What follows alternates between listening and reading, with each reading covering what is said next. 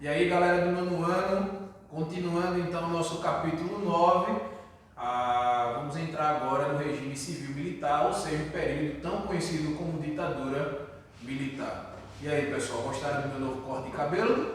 Continuando então, o período do regime civil militar começa em 1964 e termina em 1964 a 1985, ou seja, foram 21 anos de ditadura. Beleza, vamos começar?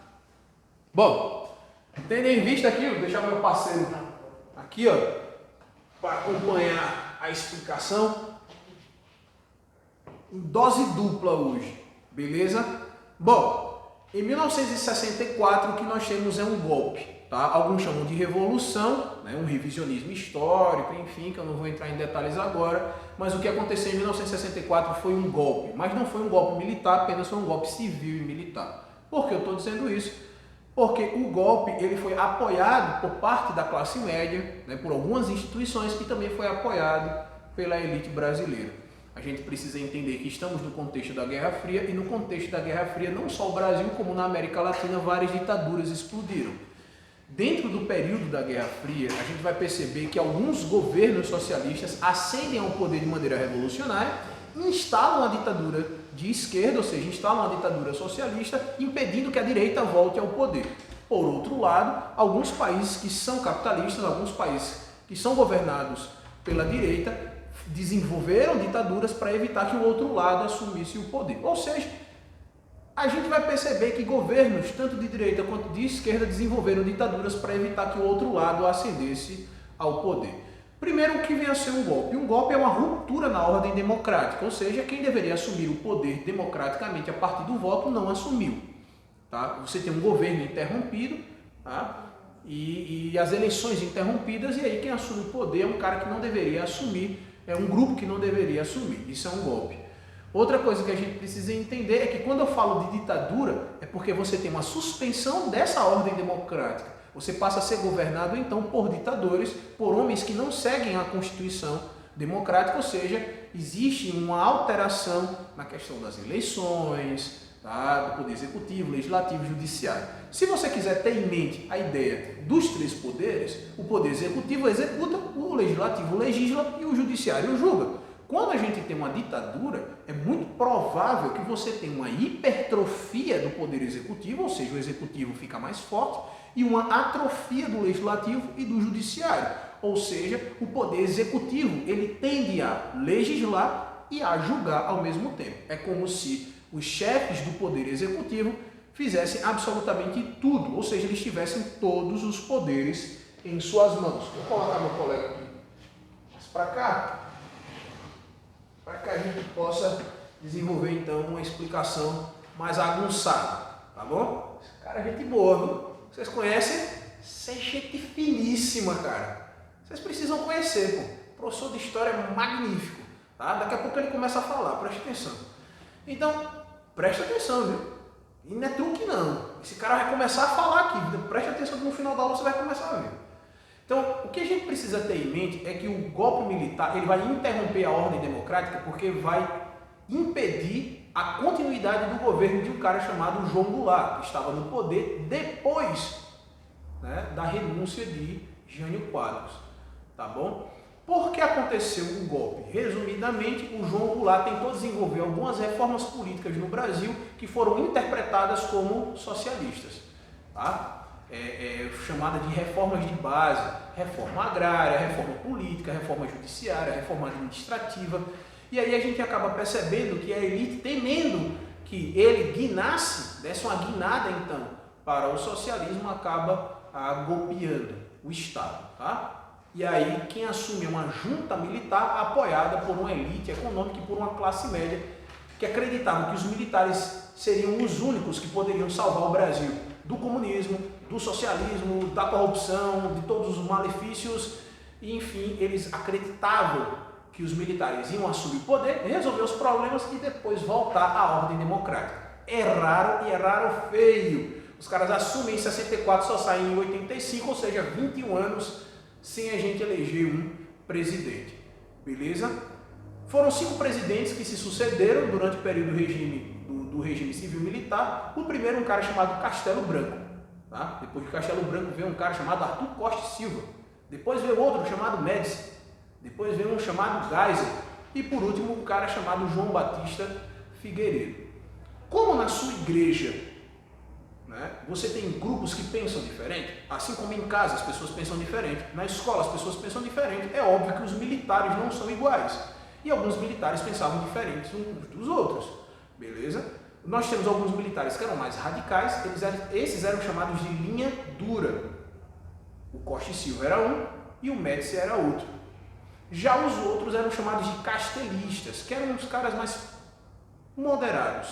Né? Castelo Branco é um, né? Até por isso recebe o nome de castelista. Tá? O Geisel é outro e o João Batista Figueiredo é outro. Então nós temos dos 5, 2 que são linha dura, 3 que são mais moderados. Beleza? Então quando o regime militar ele acaba se desenvolvendo, né? Ele acaba se desenrolando, a gente vai perceber um aumento da oposição. Né? Quanto mais o regime ia se endurecendo, mais a oposição ia crescendo. E o endurecimento do regime acabava sendo justificado pelo aumento da oposição. Então preste atenção, vou deixar meu colega aqui para não mexer no cabelo dele. Gente boníssima.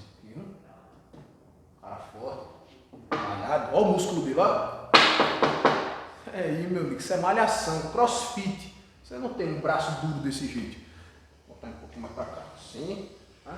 Olha, cara bonitão da porra. Continuando. O que a gente precisa ter em mente, cara, é que perceba como as coisas são conectadas, tá? Quanto mais o regime endurecia, mais oposição nós tínhamos. Quanto mais oposição se tinha, mais o regime endurecia. Porque o regime ele endurecia justificando que a oposição estava forte demais, que as coisas estavam saindo do controle. Então, para botar a ordem, aumentava a dureza do regime. Professor, e como assim o regime era mais duro, mais mole? Tá? Quanto menos democrático é o regime, mais duro ele é. Por exemplo, castrando a tua liberdade de expressão, censura, você não podendo escolher os seus representantes, ou seja, os presidentes, não tendo direito a habeas corpus, e isso vai acontecer em uma progressão. Todas as atitudes constitucionais, ou melhor, institucionais, tá, dos presidentes eram chamados de atos. Tá? Então nós vamos ter o ato institucional número 1, o número 2, o número 3, o número 4 e o número 5, em ordem crescente de endurecimento do regime.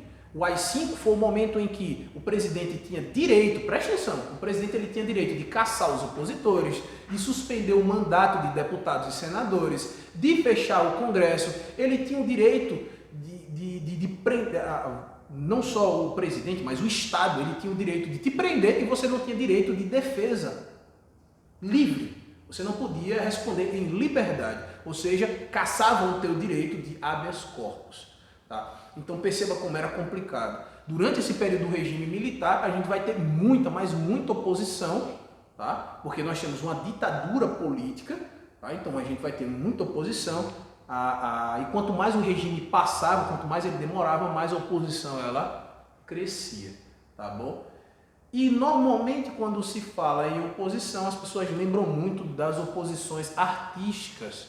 É durante esse período que vai surgir o tropicalismo, né? Os pais de vocês devem conhecer, é quando surgem as figuras como Gilberto Gil, Gal Costa, Caetano Veloso, talvez vocês conheçam, mas os pais de vocês com certeza conhecem. Tá? Essas figuras elas surgem como artistas que desenvolviam músicas até mesmo criticando o regime civil militar. Tá? Quem também vai se destacar durante esse período é um compositor chamado Chico Buarque. Tá? Mais para frente a gente vai ter Belchior, Elis Regina, enfim, e outros mais. Beleza? Outro detalhe do regime civil militar que a gente precisa ter em mente é que ele era uma ditadura política, tá? Uma ditadura política com desenvolvimento econômico. Esse período de desenvolvimento econômico que o Brasil passou, tá? Foi chamado de milagre econômico. Foi um momento que o Brasil cresceu muito, estava crescendo 2 dígitos do PIB por ano. Aí você deve pensar, pô professor, então tá massa, A gente tem uma ditadura política, mas nós temos um crescimento econômico. Em partes, porque o crescimento econômico que o Brasil vai passar vai ser devido a empréstimos que ele vai contrair no exterior. Então, a gente cresce economicamente, mas a nossa dívida externa ela também cresce. Então, nós temos um período de crescimento, mas mais tarde a gente vai ter uma cobrança dessa dívida, né, que vai gerar inflação, crise econômica e tudo mais. Que só vai ser resolvido muito depois, no governo de um cara chamado Fernando Henrique Cardoso, com o famoso Plano Real, tá, que acaba criando o dinheiro que a gente utiliza hoje, que é o real, a moeda real. Tá? Continuando então, esse crescimento econômico ele foi construído a partir de bases que não foram muito sólidas. Tá? Então, com dinheiro emprestado foram construídas grandes obras como a Ponte Rio-Niterói, que mostravam que o governo estava trabalhando, que o governo era bom, que o governo era top, véio, como vocês. Mas era tudo muito, vamos dizer assim, superficial. Tá bom? E qual é o problema desse crescimento econômico? Como o Brasil estava crescendo economicamente, a máquina política da ditadura acabava trabalhando em propagandas para reforçar o patriotismo e o nacionalismo. Como campanhas como Brasil, ame-o ou deixe-o, ou a campanha Ninguém Segura Esse País. E para fechar com chave de ouro essa campanha publicitária, né, de propaganda de que o Brasil estava indo de vento em popa, o Brasil em 1970 ainda acaba ganhando a Copa. O Brasil conquista o tricampeonato mundial de futebol, tá, em 1970. Então essa campanha Ninguém Segura Esse País, é um país de vencedor, pá, salve a seleção, pá, canarinho, aquela coisa toda, acabou sendo exaltado. Então a sensação de muitas pessoas que viviam no Brasil é que o Brasil estava crescendo, estava bom, estava bacana. A classe média estava comprando videocassete, comprando televisão, houve concessão de crédito, a galera estava consumindo, então todo mundo achava que estava massa, né? Então existia uma ditadura política, mas existia uma satisfação econômica por parte da elite e da classe média. Porém, na parte baixa da sociedade nós temos congelamento de salários, as pessoas que eram pobres não viviam tão bem e passaram a viver cada vez pior, beleza? Então essas são as características do que nós chamamos de regime civil militar. O regime civil militar vai começar a acabar no mesmo contexto em que a própria Guerra Fria também começa a deixar de existir. Porque, pense bem, se a Guerra Fria foi entre capitalismo e socialismo, e a ditadura aqui no Brasil foi para evitar a expansão do comunismo, ou seja, do socialismo, a gente precisa entender que se a Guerra Fria vai deixando de existir, passa a não ter mais razão de existir a nossa ditadura. Fechado? E aí, a partir do governo de Geisel, tá? O presidente Geisel, nós temos a reabertura lenta, gradual e segura. Os caras acreditavam que o Brasil precisava voltar à ordem democrática, mas não de maneira abrupta. Deveria ser uma reabertura lenta, gradual e segura.